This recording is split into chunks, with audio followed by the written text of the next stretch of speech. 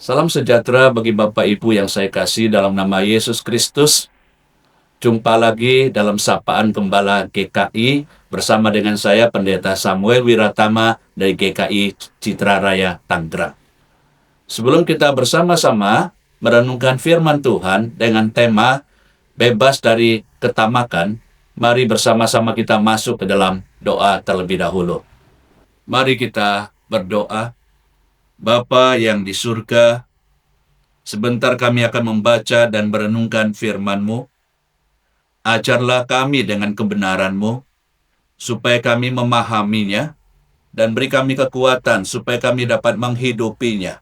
Di dalam nama Kristus Tuhan kami berdoa. Amin. Mari kita bersama-sama membaca dari Injil Lukas pasal 12 ayat 15 dan 21 dan dilanjutkan dengan 1 Timotius 6 ayat 6. Lukas 12 ayat 15 berbunyi demikian. Katanya lagi kepada mereka, berjaga-jagalah dan waspadalah terhadap segala ketamakan. Sebab walaupun seseorang berlimpah-limpah hartanya, hidupnya tidaklah berasal dari kekayaan itu.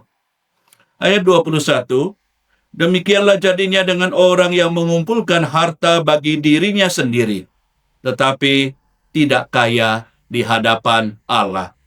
1 Timotius 6 ayat 6, memang kesalehan itu kalau disertai rasa cukup, memberi keuntungan besar.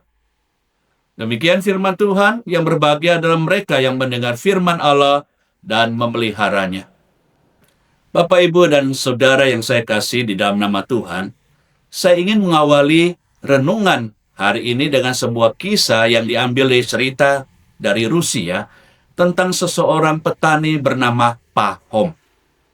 Pahom ini adalah seorang petani yang sederhana, tapi hidupnya tenang, bahagia, penuh dengan damai sejahtera, dan dia merasa cukup dengan pendapatan dari ladang kecilnya itu.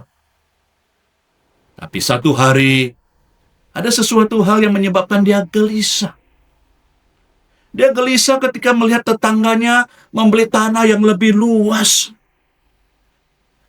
Mulai hatinya berpikir demikian. Kalau aku punya tanah yang lebih luas lagi, pasti hidupku lebih aman. Akhirnya, dia jual ladang kecilnya, membeli di tempat lain yang lebih besar. Dan terus seperti itu. Dia jual, dia beli, dia jual, dia beli, dia jual, dia beli, sampai akhirnya dia menjadi kaya. Sampai satu hari, dia dengar sebuah kabar gembira. Ada sebuah suku di Baskir mau jual tanah dengan murah sekali. Aturannya aneh.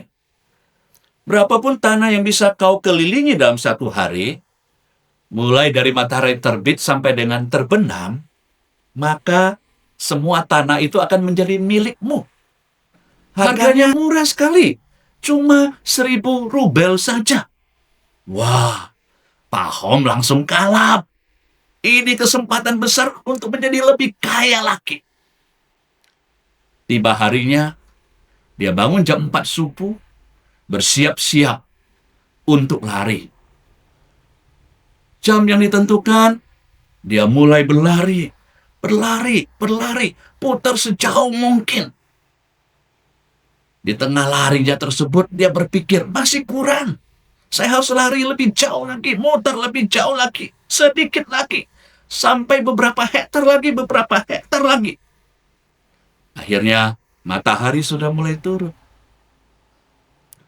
Dia sadar harus balik kepada titik awal di mana dia mulai lari supaya dia bisa mendapatkan tanah itu.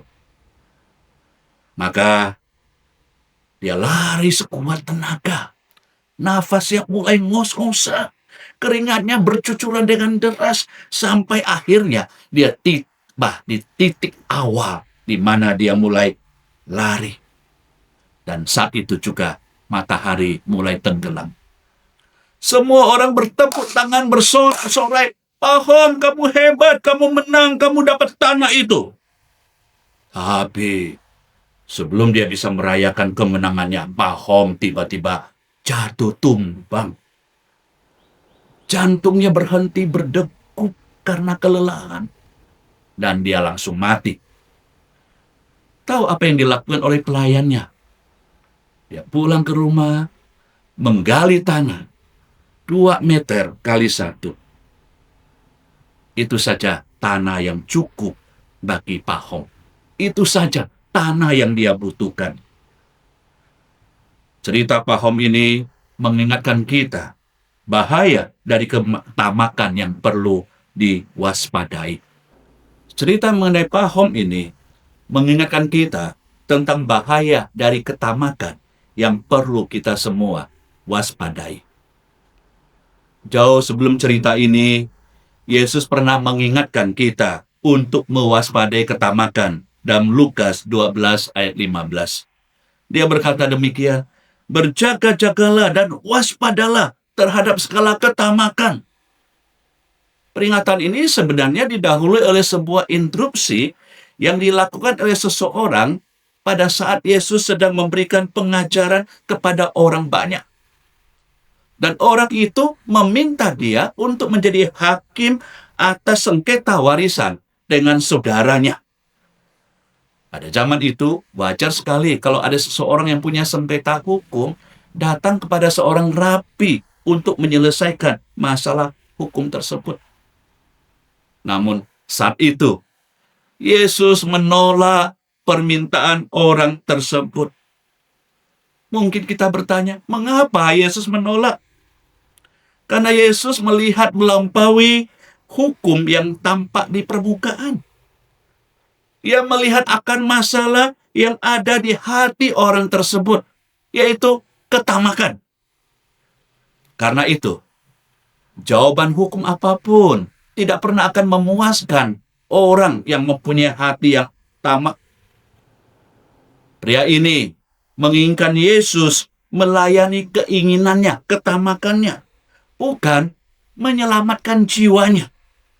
Padahal kebutuhan yang paling besar adalah hatinya yang perlu diubahkan, bukan dompetnya yang perlu ditebalkan. 2, 3. Inilah bahaya dari ketamakan.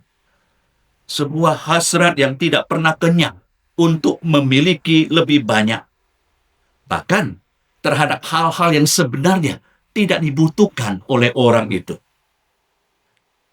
Ketamakan bisa menyerang siapapun, entah dia orang kecil atau orang besar, kaya atau miskin. Bahkan seseorang yang tamak bisa menghalalkan segala macam cara untuk memenuhi keinginan tamaknya tersebut akan materi yang sebenarnya tidak pernah bisa memuaskan jiwanya. Bahkan ketamakan dapat membuat seseorang membahayakan diri dan jiwanya seperti yang dialami oleh Pahom itu. Dan ketamakan ini dimulai ketika seseorang menganggap berkat yang Tuhan berikan kepadanya bukan lagi berkat, melainkan hak milik yang harus ditimbun untuk dirinya sendiri. Pertanyaannya, bagaimana kita melawat ketamakan ini? Dalam Lukas 12 ayat 21, Yesus menutup pengajarannya dengan sebuah kesimpulan yang sangat penting. Dia berkata, orang yang hanya mengumpulkan harta bagi dirinya sendiri tidak akan pernah menjadi kaya di hadapan Allah. Dengan demikian, Yesus mengajak kita untuk memahami apa artinya menjadi kaya di hadapan Allah. Menjadi kaya di hadapan Allah berarti hati kita sepenuhnya berorientasi pada kerajaan-Nya. Caranya bukan dengan menimbun, melainkan dengan memindahkan harta kita ke tabungan surgawi melalui pemberian yang berkemurahan hati. Dengan demikian, kemurahan hati adalah senjata utama untuk memutus tali pengikat hati kita pada materi. Kita diajak mengubah materi yang mati menjadi berdampak bagi kehidupan. Dalam 1 Timotius 6 ayat 6 yang kita baca, Paulus juga mengingatkan kita cara mengatasi ketamakan.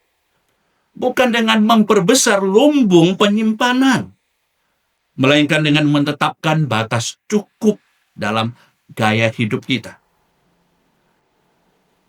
Ini butuh komitmen yang praktis, yang harus kita ambil di dalam kehidupan keseharian kita. Ini berarti jangan pernah menaikkan gaya hidup kita seiring dengan naiknya pendapatan atau penghasilan kita.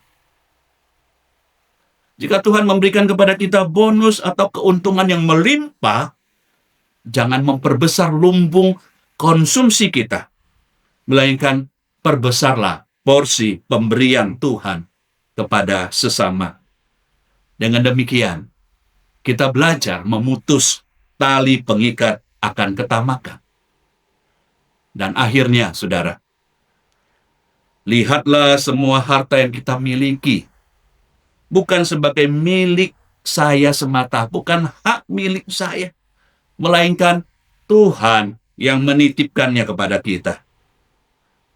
Kalau kita bisa melihat harta sebagai titipan Tuhan, kita tidak akan menjadi tamak dan sekaligus pelit. Sebaliknya, bermurah hati dengan mempergunakannya sebagai yang Tuhan kehendaki atas harta yang Dia titipkan itu. Kita hanya pengelolanya. Kita hanya melaksanakan apa yang Tuhan inginkan atas harta itu di dalam kehidupan kita. Dengan demikian, kita akan menghindari diri dari segala ketamakan. Demikian renungan yang dapat kita renungkan pada hari ini. Tuhan menolong kita. Amin. Mari kita berdoa. Tuhan, kami mengucapkan syukur untuk renungan hari ini, mengingatkan kami bagaimana kami boleh waspada terhadap ketamakan dan sekaligus menghindarinya. Meteraikan apa yang kami renungkan, supaya sungguh benih firman itu boleh bertumbuh di dalam kehidupan kami. Dan dengan demikian, kami dapat hidup memuliakan Tuhan. Di dalam nama Kristus, Tuhan kami berdoa. Amin. Sampai jumpa dalam Sapa Gembala GKI selanjutnya. Tuhan memberkati. Amin.